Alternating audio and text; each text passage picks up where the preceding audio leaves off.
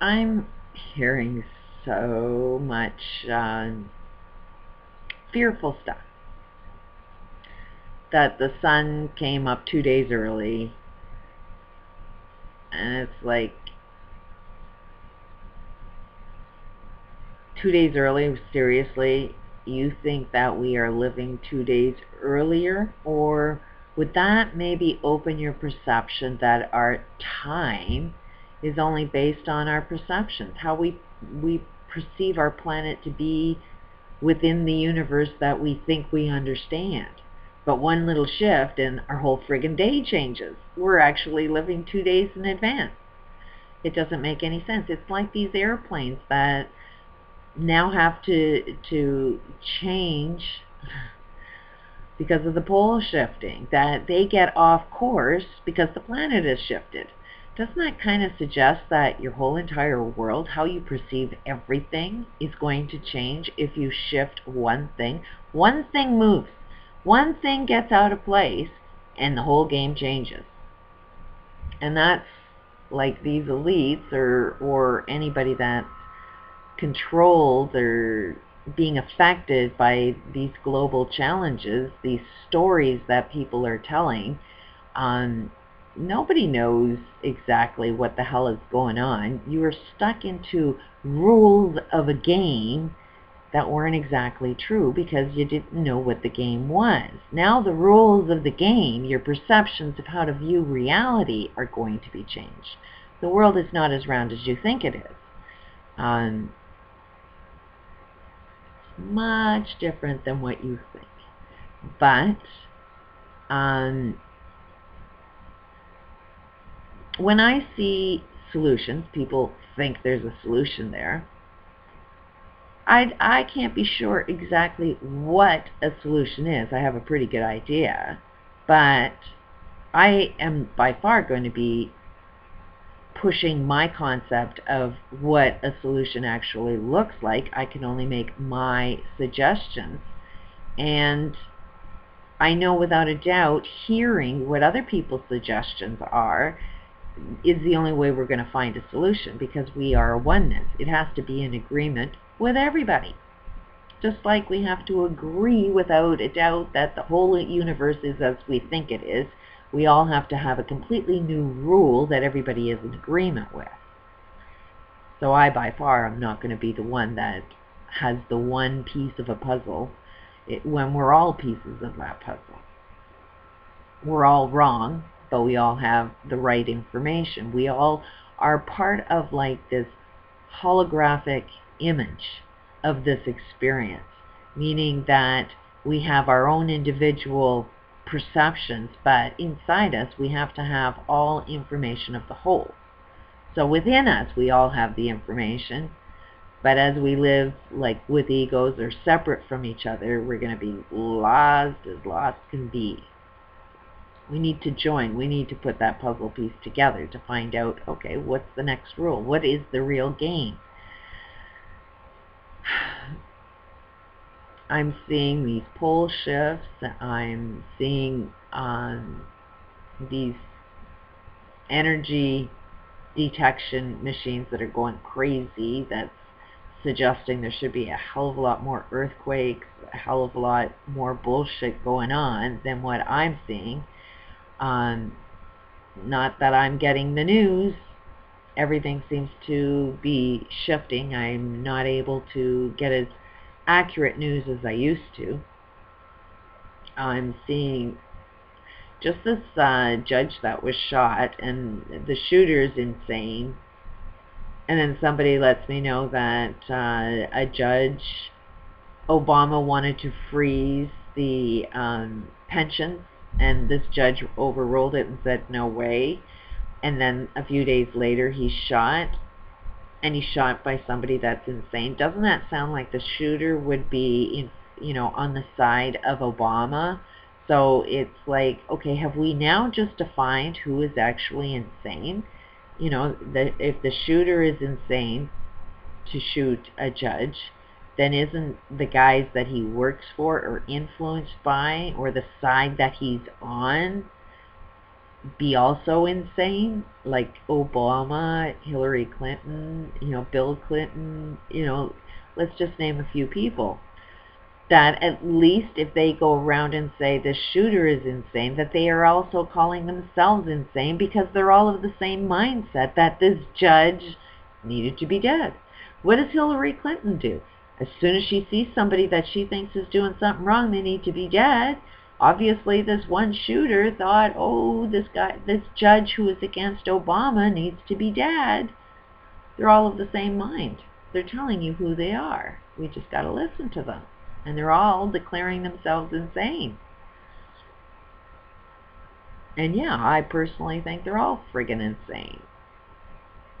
But even media to be calling this guy insane. If they are insane, then who's reporting the news? Aren't they insane as well?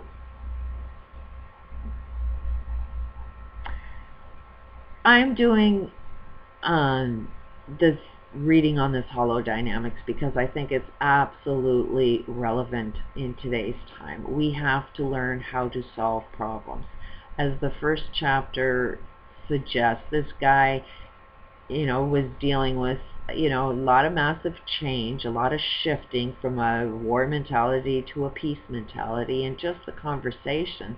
No matter how much this guy knew, he knew he had to get himself centered, otherwise he wouldn't be able to be effective. He had to go out into nature and be at one and get present. That's what helped me when I was going through my challenges. That's the only thing that healed me. That's the only thing that got me back on my own path. And that's the path that we all need to kind of look at, is don't be stuck in the fear. Don't be stuck, because that's what is the intention. That's what evil is. Evil wants you to get caught up in all of this negative fear. You're out of control. There's nothing you can do about it. You are more powerful than them. There's more of us than there are of them. So how could we possibly lose all our power? We're only losing power because we are stuck in the fear. We are falling into exactly what they're suggesting we fall into. And we start to become completely unpredictable as soon as we become peaceful during a fearful moment. And when I look at any of the challenges that I've gone through, part of what helps me see what a solution is every time something bad happens to me, I reflect on, okay, who's going through something even worse than me? There's somebody always going to be experiencing something a hell of a lot worse than you. And I've always put myself in their shoes, and they've survived. They've had the strength to survive. Yes, you put 1,000 people in a room that have to deal with a horrible situation that's worse than mine, and maybe half of them don't survive, but the few do. And the few that do are the ones that I kind of look at and see, how did they survive? What did they do? During, when Jews were being burned, there are a few that escaped. I want to be the guys that escaped. What made them escape? First, they survived it. But when I look for a solution, I don't look for a solution of everything that I lost. Because I've been in the shoes of somebody that's been even worse than me, when I find a solution, my solution is, okay, what solves their problem and what solves mine?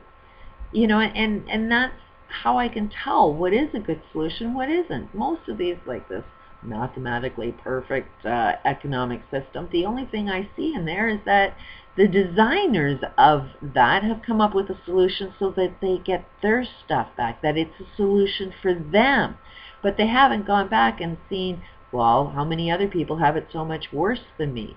Would this fit within their solution? I don't think so. Why? Because they have different classes systems. How we view everybody else is how we judge our own self. We see people that are homeless or on social assistance or living in poverty, and those that aren't in poverty think they want to be there. They're lazy. They want to take advantage. They're what was the word I heard last? Bums on a system that want to just take advantage of something. And it's like, no, you would only be on that system if you were a bum and wanted to take advantage of something. that is the only way you see yourself there, is because there's something within you that would take advantage of something, because you're a person that would take advantage of something. Other people living in that experience, give them a choice. Would I rather have everything, or would I rather live with nothing? That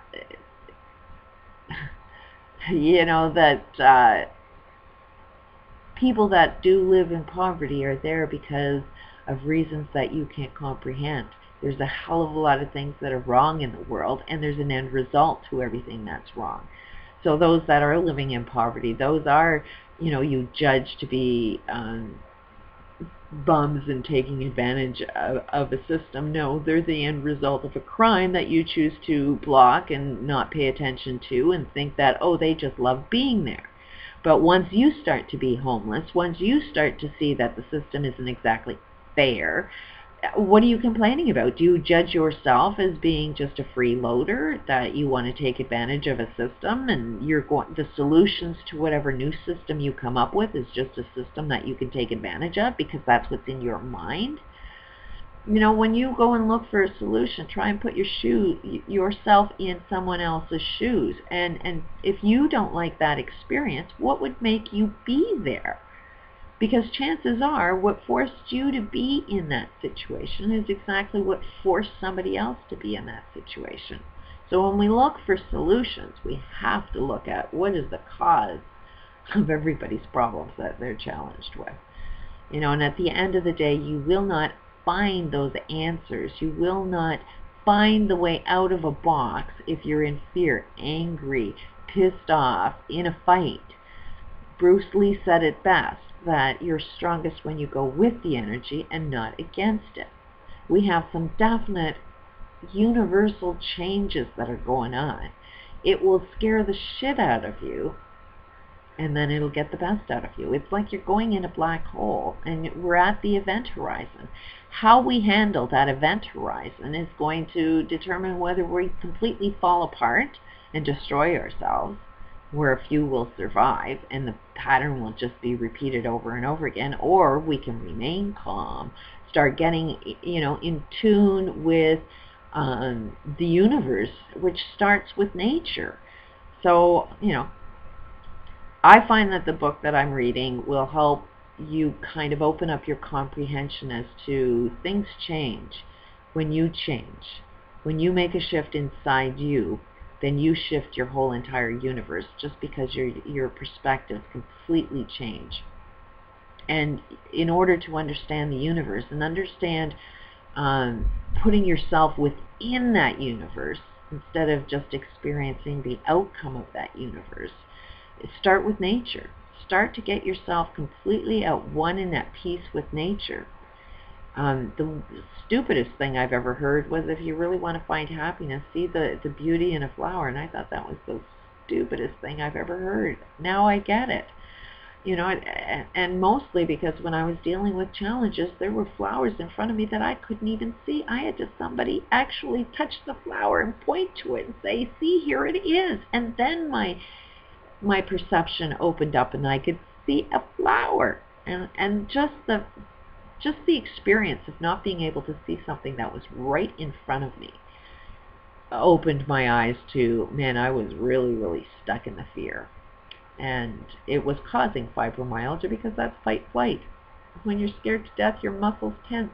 Your whole physiology changes. It'll destroy your whole friggin' body if you're living in fear.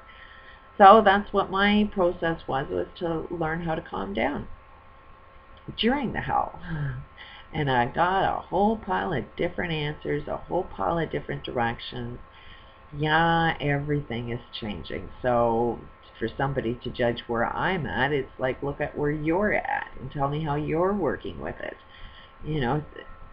We are a oneness. We have to all be in this together, or we all go down together. So it's like you be at one with that.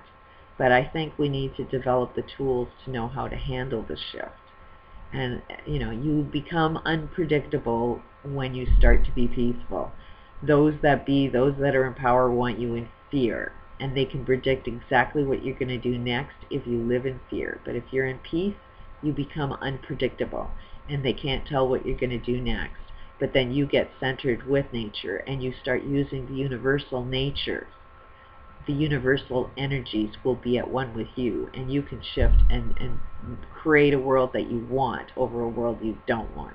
Just a thought. Peace out.